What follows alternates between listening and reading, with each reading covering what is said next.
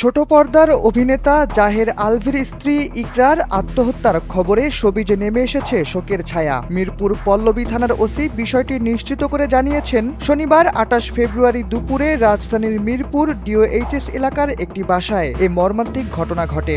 ঘটনার সময় জাহের আলভি নেপালে শুটিংয়ে ছিলেন বলে জানা যায়। মৃত্যুর মাত্র ৫ ঘন্টা আগেও সামাজিক যোগাযোগ মাধ্যমে সক্রিয় ছিলেন আলভির স্ত্রী ইকরা। ফেসবুক অ্যাকাউন্টে একটি পোস্ট শেয়ার করেছিলেন তিনি।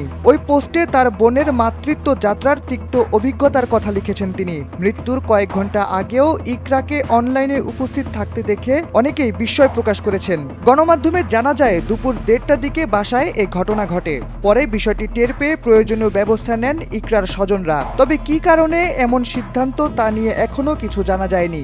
বিষয়টি তদন্ত করছে আইনশৃঙ্খলা বাহিনী। মিরপুর পল্লবী থানার ওসি জানান, এটি আত্মহত্যা, পারিবারিক কলহ থাকতে পারে। সিসিটিভি ফুটেজ সংগ্রহ করা হচ্ছে, তদন্ত করে বিস্তারিত জানা যাবে।